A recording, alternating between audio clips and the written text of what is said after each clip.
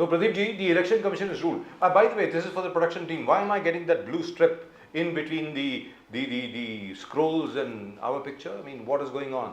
Have you guys changed the size of the frame again? What's going on here? Can somebody please take a look at that? जी, मैंने आपको message भी भेजा था कोई. Very unfortunately, look what happens. When you grow old, nobody takes you seriously. That's exactly what has happened to me. I've sent a message. और ये तो आपने और भी बढ़ा दिया जी इसको. ये कर क्या रहे हैं आप? Thank you so much. So nice of you.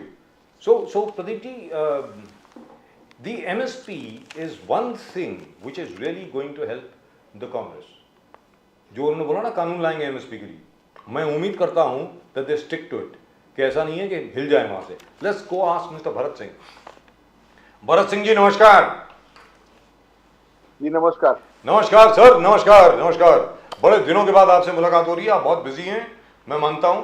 आजकल कांग्रेस की गुड्डी चढ़ी हुई है हर जगह पे सिर्फ बोलबाला सिर्फ आप लोगों का है. By the way, congratulations to all of us too. यहीं पर आपने कहा था और हम भी बड़े दिनों से कह रहे थे कि अमेठी से राहुल गांधी ही लड़ेंगे, और मुझे ऐसा लग रहा है बहुत जल्दी लड़ने वाले हैं, बहुत जल्दी नॉमिनेशन पेपर फाइल होने वाले हैं. तो बहुत बहुत मुबारक हो सर. उसके बारे में कुछ कहना चाहेंगे? और रायबरेली से भी सस्पेंस है कुछ. भरत सिंह जी. मैंने देखिए राजीव जी, मैंने पहले ही कहा था कि बहुत अच्छी न्यूज आएगी, बहुत बढ़िया न्यूज आएगी. जो सामने वाले हैं उनकी धड़कनें रुक जाएंगी, ये मैंने पहले ही कहा था. और समय आने पे उसको उजागर भी हम करेंगे. और कल शाम तक का इंतजार करिए. दोनों सीटों पे दोनों अच्छी न्यूज आएगी और बहुत ही मजबूत कैंडिडेट आएंगे कांग्रेस पार्टी से. अब देखिए, नाम नहीं ले रहे सर, नाम भी ले लो. भरत सिंह जी ऑफिशियली जी, ऑफिशियली क्या, जब तक ऑफिशियली डिक्लेयर नहीं होता है और हमारी पार्टी के हाईकमान खड़गे जी अध्यक्ष हैं और के वेणुगोपाल जी महासचिव हैं, तो वो अनाउंस करते हैं. लेकिन जो उम्मीद आप कर रहे हैं वो उम्मीद पूरा देश कर रहा है, पूरा कांग्रेस पार्टी के कार्यकर्ता कर रहे हैं, और मुझे लगता है कि वो उम्मीद पूरी होगी. फैंटास्टिक. जी प्रदीप जी. भरत सिंह जी, सैम पिट्रोडा का जिस प्रकार से उन्होंने कहा कि यूएस में इनहेरिटेंट टैक्स होगा 55% टैक्स लेकर सरकार अपने पास जमा कर लेगा, 45% बच्चों को मिलेगा इनहेरिट करने वाले. तो क्या ये बार बार जो प्राइम मिनिस्टर मोदी कर रहे हैं कि आप वो इंप्लीमेंट करने वाले हैं? आप गरीब लोग, जो महिलाएं, उनके मंगलसूत्र में भी आपका नजर है, स्त्री धन पे भी उनका नजर है. एक्सरे मशीन कांग्रेस का है, एक्सरे मशीन से पूरा ढूंढ के निकालेंगे और पूरा धन स्टेट में जमा होगा. क्या ये जो प्राइम मिनिस्टर कह रहे हैं उसमें कोई सच्चाई है? देखिए, ये बहुत ही हास्यास्पद समझा जाएगा. हमारे देश के इतिहास में जितने भी प्रधानमंत्री हुए हैं अभी तक, पहली बार ऐसा कोई प्रधानमंत्री आया है जो देश की माता बहनों का मंगलसूत्र छीनने की बात कर रहा है. इसके पहले जितने भी प्रधानमंत्री हुए, कम से कम इस तरह से इस घटिया स्तर के जो है वक्तव्य नहीं दिए हैं जिस तरह से देश के प्रधानमंत्री नरेंद्र मोदी जी ने दिया है. कम से कम उनको इसका गरिमा रखना चाहिए था. उनको ये समझना चाहिए कि मंगलसूत्र की कीमत क्या होती है. वो कहता कि आप निकल, कांग्रेस का पॉलिसी है. प्राइम मिनिस्टर मोदी कह रहे हैं कि आपका पॉलिसी है, आप निकालने वाले, आपका ध्यान है केंद्रित मंगलसूत्र और श्रीधन पे. देखिए, जो जैसा करता है उसकी सोच वैसी हुई होती है. देश के प्रधानमंत्री ने इस देश की माँ बहनों का एक एक पाई निकलवा लिया नोटबंदी करके, तो उन्हें इसका ज्यादा अनुभव है.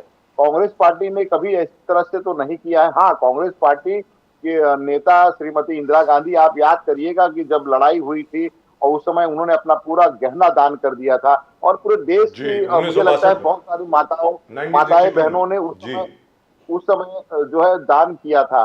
तो मुझे लगता है कि जो दान किया है, जो देश के लिए सब कुछ देने के लिए तैयार था, वो पार्टी कांग्रेस पार्टी है जिसने हमेशा जो है अंग्रेजों की गुलामी की है, जो है मुखबिरी की है. उसी पार्टी से और उसी संस्था के संस्थापकों से में से ये आते हैं नरेंद्र मोदी जी. तो उनकी सोच वैसी है, क्योंकि इन्होंने अभी तक हमेशा लोगों से छीना है, देश की जनता से छीना है.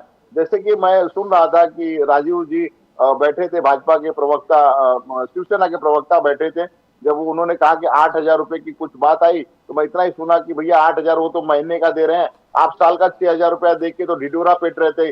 कि नरेंद्र मोदी जी किसानों को 6,000 रुपया देते हैं, खाते में जाता है, खाते में जाता है।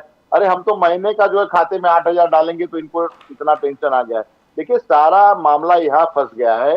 नरेंद्र मोदी जी और पूरी भाजपा इससे घबरा गई है। जो हमारा घोषणा पत्र आया, जिस तरह से हमने घोषणा पत्र में एक तरह से देश की जनता से वादा किया है कि 1 लाख जो है गरीब महिलाओं को जाएगा, 1 लाख रुपया जो है वो जो पढ़े लिखे लोग हैं वो जब तक नौकरी नहीं मिलती है उनको जाएगा, और ऐसी 3-4 योजनाएं जो हमने लाया है। और एमएसपी सर, एमएसपी सबसे बड़ी बात है। एमएसपी किसानों के लिए एमएसपी का जो हमने प्रावधान किया है, वो उसको देख के देश के प्रधानमंत्री एकदम घबराए हुए हैं और पूरी भाजपा घबराई हुई है। तो इसलिए उनको मनमोहन सिंह जी का भाषण याद आ गया, इसलिए उनको मनमोहन सिंह जी का 2013 का भाषण याद आ गया।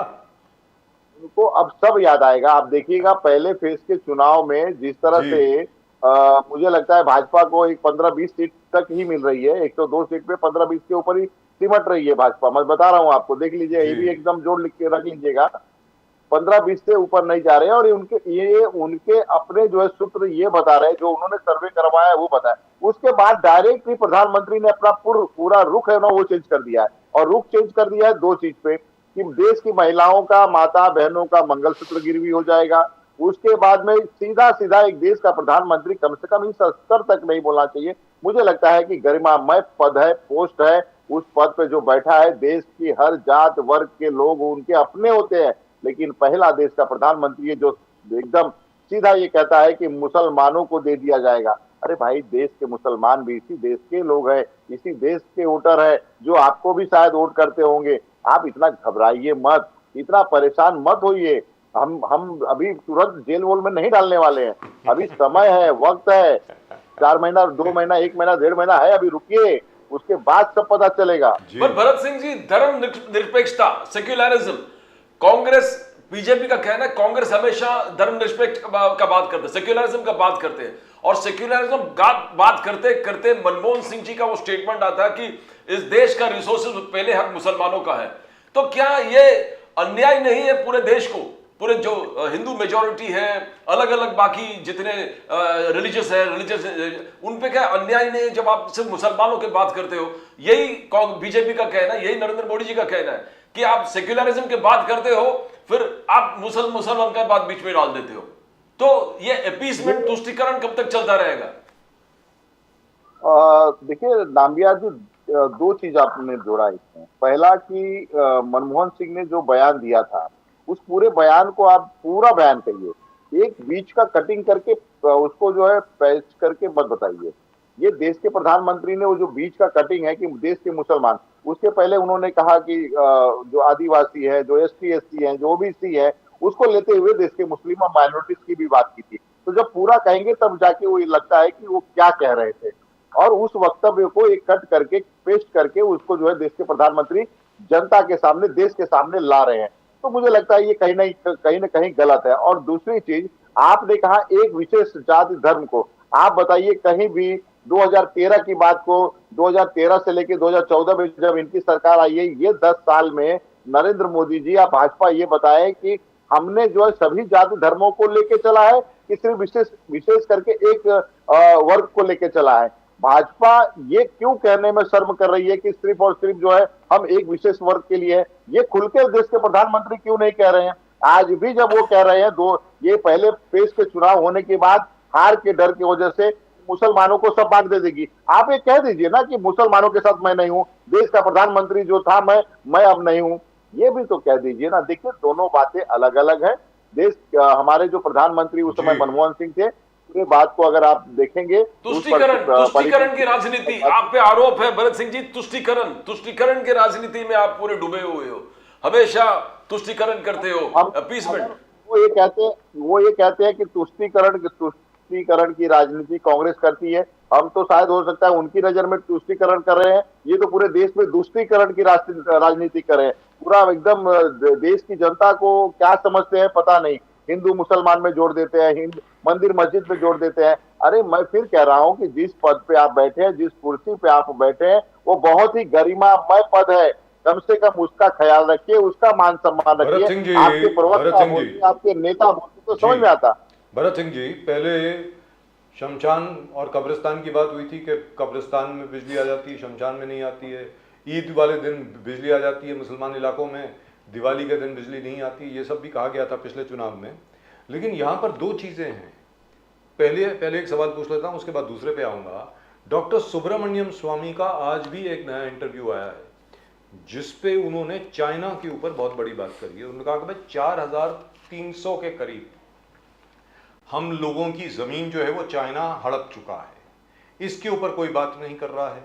उन्होंने ये भी कहा जो हमारी फौज है उसको हुक्म दे दिया गया है चाइना जो भी करे आपको कुछ नहीं करना है, ऐसा डॉक्टर सुब्रमण्यम स्वामी ने कहा है। और साथ में उन्होंने ये भी कहा है कि आज की जो सरकार है उसने देश के साथ धोखा किया है और इन सबको जेल में होना चाहिए। ये तो भारतीय जनता पार्टी के एमपी है ना सर, डॉक्टर सुब्रमण्यम स्वामी, वो ऐसा बोल रहे हैं। नहीं, वो लग रहा है कि कांग्रेस के एमपी बन गए हैं। वो भाजपा कुछ दिन के बाद कह देगी, शायद 2-4 दिन या 10 दिन के बाद, कि वो तो कांग्रेस के एमपी हो गए हैं, वो कांग्रेस की भाषा बोल रहे हैं, कांग्रेस के साथ चले गए। बोल सकते हैं देश के प्रधानमंत्री, ये हम नहीं कह रहे हैं। देखिए, सच का जो आईना होता है ना, वो दिखाया जा रहा है, और वो जब वो दिखाता है कोई व्यक्ति तो वो दुश्मन होता है, चाहे वो सत्यपाल मलिक हो, चाहे वो सुब्रमण्यम स्वामी जी हो, चाहे वो कोई भी हो। जब वो जब दिखाएगा तब उसके जो है उसके यहाँ पे, और देखिएगा शायद कल या परसों उनके यहाँ पे ईडी उडी पहुंच जाएगी तो वो समझे। लेकिन सर वो तो पहले भी पहुंच चुके हैं, उनको कुछ नहीं होता। सुब्रमण्यम स्वामी को कुछ नहीं होता जी। नहीं, वो कुछ नहीं होगा, कुछ होता नहीं है, कुछ होता नहीं है। एक दबाव बनाया जाता है और ये दिखाया जाता है कि हमारे खिलाफ मत बोलो क्योंकि मैं पुतिन हूं और मैं जो है उसी हिसाब से काम करूंगा। एक और चीज है सर, बहुत इंपॉर्टेंट है, क्योंकि यही चीज राहुल गांधी जी ने भी कही है कई बार चाइना को लेकर के, और उसके बाद भारत के ग्रोथ रेट को लेकर के। जीडीपी का जो ग्रोथ रेट पिछले क्वार्टर में 2023 के लास्ट क्वार्टर में 8.6% का बताया गया था। उसके ऊपर डॉक्टर सुब्रमण्यम स्वामी ने ये कहा है कि अगर आप बेस ईयर, जिस साल से आप कैलकुलेट कर रहे हैं, अगर आप बेस ईयर 2000 का लेंगे तो आज की तारीख में ग्रोथ रेट -1.5 है। अगर आप 2014 या 2013 या 12 का लेंगे तो ग्रोथ रेट नहीं है, it is actually stagflation, we have gone down, ऐसा करके वो बोल रहे हैं डॉक्टर सुब्रमण्यम स्वामी। और उसके साथ में उन्होंने उदाहरण भी दिया है कि यही एक वजह है कि असल में नौकरियां नहीं मिल रही हैं, असल में इंडस्ट्री नहीं बढ़ रही है, असल में रिटेल ट्रेड में कोई ज्यादा इजाफा नहीं हुआ है, एक या दो सेक्टर को छोड़ के। भरत सिंह जी, देखिए, सच्चाई आईना दिखाया है जीडीपी का, ग्रोथ रेट का, इस देश में जो हो रहा है वो सारा आईना दिख रहा है। और देश की जनता जितनी परेशान है, जितनी हैरान है, वो आप भी देख रहे हैं, हम भी देख रहे हैं। और इसी का असर है कि देश में जो चुनाव हो रहा है, पहले चरण के जितने कम मतदान हुए हैं, वो ये दिखा रहे हैं कि देश में बदलाव का समय आ गया है, अब बदलाव होगा। क्योंकि जो वादे आप करके 2014 में आए थे, पूरा देश ने आपके ऊपर भरोसा किया था, एक तरफा वोट दिया था, लाखों लाखों वोट से आपके कैंडिडेटों को जिताया था, वो कहीं भी हमें उस सुविधा का उपयोग नहीं मिल रहा है। चाहे वो महंगाई हो, बेरोजगारी हो, माताओं बहनों पे अत्याचार का विषय हो, ये सारे विषय को लेके आई थी बीजेपी। और यही वजह था कि उनको बम्पर वोटों से और बम्पर सीटों से सरकार बनाए, और 2 बार मौका, एक बार नहीं 2 बार मौका, दोनों मौका पे राष्ट्र हमारी सरकार आएगी, ये सारे चीजों का हिसाब होगा और चाइना का भी हिसाब होगा। लाल आंखें जो दिखाएगा उसके सामने लाल आंख तरेर करके हमारी सरकार बात करेगी। एक चीज तो मैं एज ए फैक्ट बता दूं, इसके पहले के प्रदीप जी अपना सवाल पूछे हैं दर्शकों के सामने, एक मैं फैक्चुअल चीज बता रहा हूं। सब लोगों ने, अभी नई जनरेशन ने पता नहीं देखी है कि नहीं, एक पिक्चर आई थी हकीकत, चेतनानंद साहब उसके डायरेक्टर थे, चाइना वॉर के बारे में थी, मेजर शैतान सिंह के बारे में थी, एंड द डिफेंस ऑफ रेजंग ला पास। रेजंग ला पास में 13th कुमाऊं रेजिमेंट के 120 अहिर, सारे के सारे रेवाड़ी से थे, मेजर शैतान सिंह को छोड़ करके, जो खुद जोधपुर के थे। लास्ट मैन लास्ट बुलेट, 114-115 सिपाही हमारे वीरगति को प्राप्त हो गए, और सामने से उन्होंने तकरीबन 1000 से ज्यादा चाइनीज सोल्जर्स मारे। ये कैसे मालूम पड़ा? 1963 में जब बर्फ पिघली तब जाकर के दिखा उनकी बॉडीज वहां पर पड़ी हैं और अभी भी हथियार उनके हाथ में थे। उनका जो स्मारक था रेजंगला पास पर, and I am saying so officially और आधिकारिक तौर पे बोल रहा हूं, उसको तोड़ दिया गया है और वहां पर नो मैन्स लैंड उसको करार कर दिया गया है कि चाइनीज भी पेट्रोल नहीं करेंगे, हम भी पेट्रोल नहीं करेंगे। सर मुझे लगता है इससे ज्यादा बड़ा इशू और कोई हो नहीं सकता है। आप बताएं सर। देखिए ऐसा है कि उस समय जो बहादुरी हमारे देश के सैनिकों ने दिखाई थी, जैसा आपने कहा कि कितने कम सैनिक हमारे थे और कितने हजारों के तादाद में जो है चाइना के सैनिकों को मारा था, तो वो एक जज्बा, एक बहादुरी जो हमारे आज भी जो हमारे सैनिक जो आज बॉर्डर की रक्षा कर रहे हैं, वो इसी तरह से लड़ाई लड़ने के लिए मादा रखते हैं। और चीन तो क्या, किसी को भी भगाने का, उसको नेस्ते नाबूद करने का मादा रखते हैं। मगर जिस हिसाब से क्या कहते हैं, उनको भी एक ऑर्डर मिलता है, वो भी सरकार के इशारों का जो है वक्त का इंतजार करते हैं। लेकिन जब प्रधानमंत्री चाइना से डरता है तो दूसरे का क्या बात करें, वो कैसे कहेंगे। और सुब्रमण्यम स्वामी जी ने तो बताया, ये राहुल जी कहेंगे तो नहीं मानेंगे, लेकिन सुब्रमण्यम स्वामी जी की तो बात तो मानना चाहिए देश को और भाजपा को। भरत सिंह जी, राष्ट्र सुरक्षा, राष्ट्रवाद एक अहम मुद्दा है जनरल इलेक्शंस में। राष्ट्र सुरक्षा बहुत ही अहम चीज है। आप घटक दल इंडिया अलायंस के वो कहते हैं कि हम अगर सत्ता में आए 2024 में न्यूक्लियर डिसआर्मामेंट होगा। न्यूक्लियर आज हम डिटरेंट है, एक मेजर फोर्स है, आर्मी, एयरफोर्स, नेवी जो हमारे आर्म फोर्सेस है, न्यूक्लियर है, इसलिए पूरे चाइना एक तरफ है, पाकिस्तान एक तरफ है, एक भय का वातावरण हमने निर्माण करके रखा है राष्ट्र सुरक्षा के हिसाब से। आप अगर न्यूक्लियर डिसआर्मामेंट सोचेंगे कि हम न्यूक्लियर नहीं रहेंगे, एनर्जी नहीं रहेंगे, हम न्यूक्लियर मिसाइल से डिसआर्म करेंगे, तो ये राष्ट्र सुरक्षा को इफेक्ट करते हैं। तो ये घटक दल क्या आपको नुकसान नहीं पहुंचाएगा ऐसे एक एक बात करके? देखिए कैसा है कि सबका अपना विचार होता है। हम बहुत सारी पार्टियों को लेके जो है एक इंडिया का गठबंधन एक जो है बना हुआ है, तो उसमें सबके अपने विचार होते हैं। कांग्रेस पार्टी का जो विचार है वो मैनिफेस्टो में आपको दिखता होगा, घोषणा पत्र हमने जो दिया है उसमें पूरी तरह से एक आम जनता का, जो राहुल गांधी जी पिछले 1 साल तक पदयात्रा किए हैं, करीब उस पदयात्रा में जितने लोग मिले हैं, चाहे वो हर कम्युनिटी से जो जितने भी मिले, चाहे किसान, नौजवान, महिलाएं, बेरोजगार, शिक्षित, सारे लोगों से बैठ के बात किए। उसके बाद में जब पूरे देश का मूड था वही हमारे जो है मैनिफेस्टो में आया है। और यही वजह है कि आज बहुत ही लोकप्रिय हो रहा है कि जो घोषणा पत्र है उसे देख के, क्योंकि उनको लगता है, क्योंकि कांग्रेस पार्टी में राहुल गांधी जी ने जो कहा है, जहां जहां हमारी सरकारें बनी है वो सारी जगह पे वो जो हमने वादा किया था उसको पूरा कर रहे हैं। तो ये देश इसीलिए हिंदू मुस्लिम कर रहे हैं, आशाएं बंदी है। क्या इसीलिए हिंदू मुस्लिम कर रहे हैं वापस? एकदम उनके पास अब कोई चारा नहीं बचा है। उन्होंने लास्ट ये अपना ब्रह्मास्त्र कहते हैं ना, जो भाजपा की नजर में ब्रह्मास्त्र होता है, उन्होंने ब्रह्मास्त्र चला दिया है कि अगर हिंदू मुसलमान कह के, अगर हिंदू भाई जो 100 करोड़ के ऊपर हिंदू हैं वो हमारी तरफ आ जाते हैं तो मेरी इज्जत बच जाएगी। टोपी बोलते हैं इज्जत, और जो है सर पे जो पगड़ी है वो बच जाएगी। लेकिन देश का हर नौजवान, हर महिला, चाहे वो हर लोग ये समझ चुके हैं, क्योंकि पगड़ी उछालने का काम भाजपा के सांसद, भाजपा के मंत्री करते हैं। जिस तरह से उनके एक मंत्री रूपाला ने पगड़ी उछाला राजपूतों का, वो पूरा देश देखा और उसी के विरोध में पूरे राजपूत समाज आए हैं। और वो दिख रहा है भाजपा को उत्तर प्रदेश के पहले फेज के चुनाव में, चाहे उत्तर प्रदेश, हरियाणा, पंजाब और आपका चाहे वो दिल्ली, हर जगह, चाहे वो आप राजस्थान ले लीजिए, हर जगह, चाहे वो आप गुजरात ले लीजिए,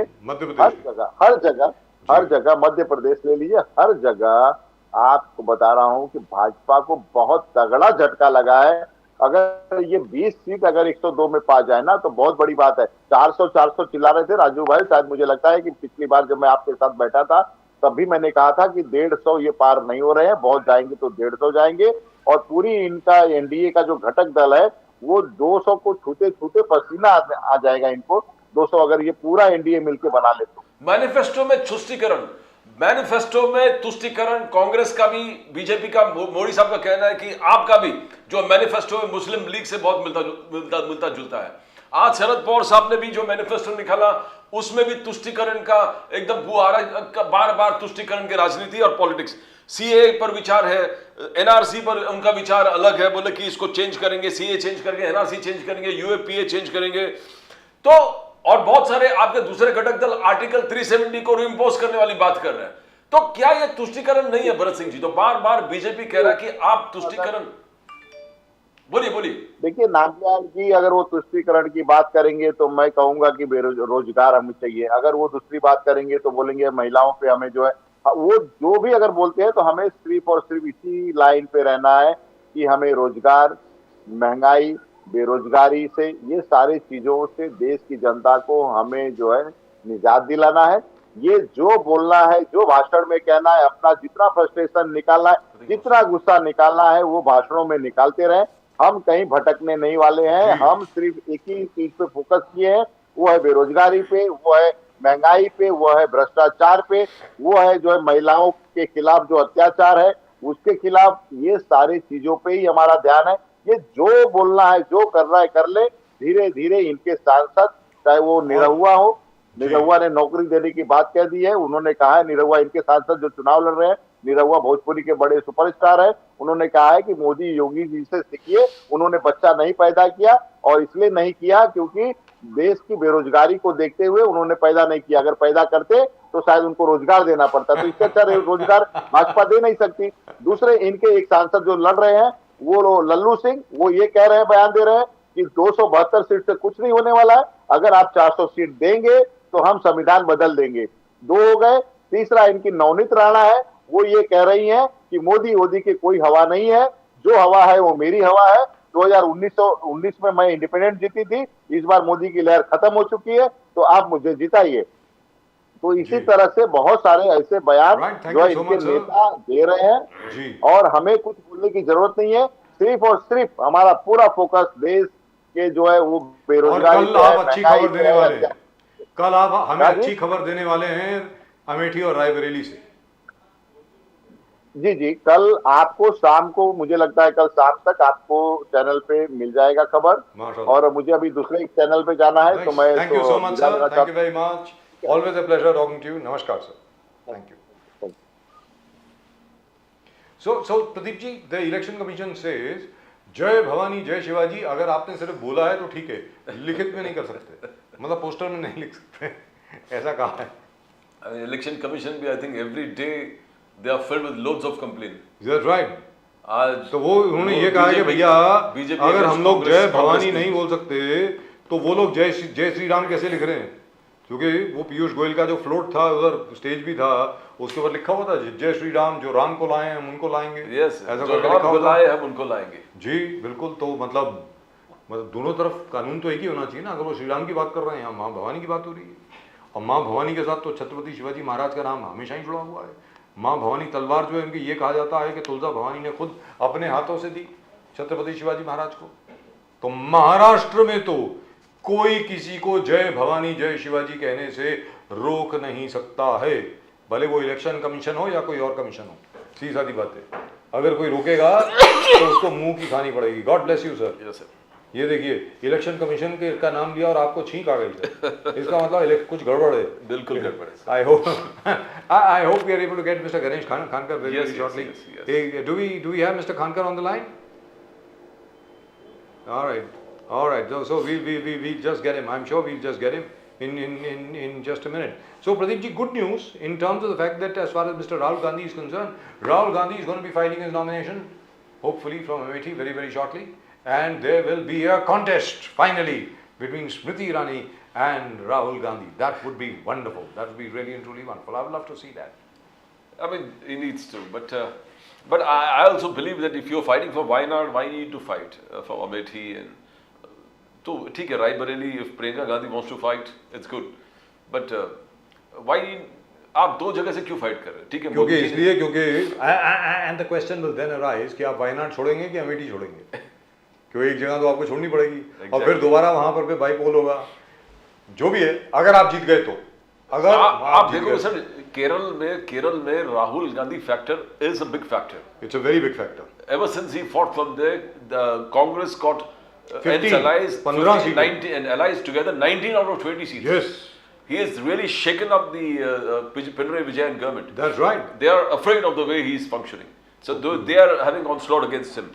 And then it is only after they started attacking Rahul Gandhi that Rahul Gandhi told that why he should not be arrested. Why two chief ministers have already been arrested. Why should why Mr. CBI Pinarayi Vijayan and have not Enforcement been? Directorate should That's not raid right. him. That is a provocation first from the CPI, Pinarayi Vijayan government.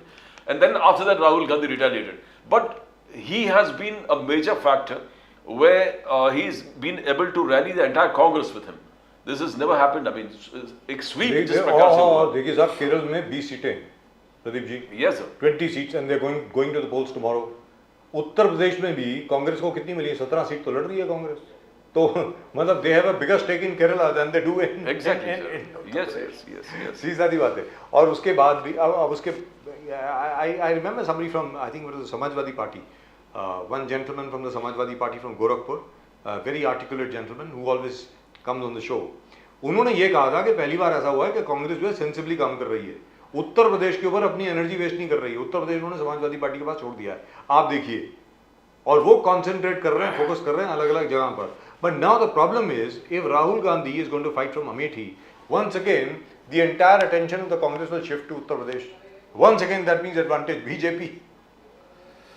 तो आप बाकी जगह पर आप focus नहीं कर पाएंगे. He could best go and consolidate on those areas where the elections are left and which Congress has a chance of doing it in a big way. I mean, he should be concentrating in the next phases on those areas Pradeep where ji, Congress जैसे can actually आपकी do बात better. बिल्कुल दुरुस्त है. जैसे for example Rajasthan, बिल्कुल. राजस्थान में vote share में डिफरेंस एग्जैक्टली 1.4% का था Exactly, sir. बीजेपी और कांग्रेस के बीच में. Yes. अब वहां पर अगर आप फोकस करें, अपना ध्यान वहां पर केंद्रित करें तो कुछ बन सकता है. मध्य प्रदेश में भी, मध्य प्रदेश में of course the difference in vote share was quite a lot, but there are certain areas of Madhya Pradesh जहां पर कांग्रेस स्ट्रांग है. वहां पर अगर आप कंसंट्रेट करें तो हो सकता है कि बीजेपी का गणित शायद बिगड़ जाए. और महाराष्ट्र में जो स्थिति है बहुत फ्लूइड है साहब. It can go either way. और I don't see the Congress campaign happening here, Pradeep ji. That is the thing that is worrying. The Congress has left this, as you say, Uttar Pradesh में समाजवादी को छोड़ दिया, इधर उद्धव ठाकरे शरद पवार पे छोड़ दिया. So they, in fact, their entire rank and file in Maharashtra is rattled because Rahul Gandhi is not paying much attention here. और सबसे बड़ी बात क्या है, बार-बार हर मुद्दे पर बोलते हैं उनको छोड़ दो, उन पे छोड़ दो. Let Uddhav Thackeray, we need them, we need Sharad Pawar, we need Uddhav Thackeray. This kind of a attitude जहाँ उन्होंने हर चीज दूसरी चीज क्या है, उद्धव ठाकरे को हैंडल बिल्कुल बिल्कुल दुरुस्त बात है. और दूसरी चीज क्या है कि मुंबई कांग्रेस है कहाँ पे? I mean Varshatai Gaikwad is more concerned about her own seat कि यार मेरी सीट पे ये बंदा आ गया है, शिवसेना का, उद्धव ठाकरे की सेना का, मेरा क्या होगा ना. And the prestigious Sangli seat, जो सांगली सीट उनका प्रेस्टिजियस सीट है, वो भी उद्धव ठाकरे जी ने ले लिया है. So the entire disgruntlement is there within the rank and file of Congress की ये क्या हो क्या रहा है.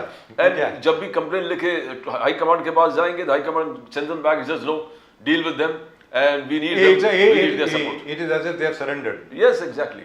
तो let's go across to Ganesh Khankar sahab. बड़े दिनों के बाद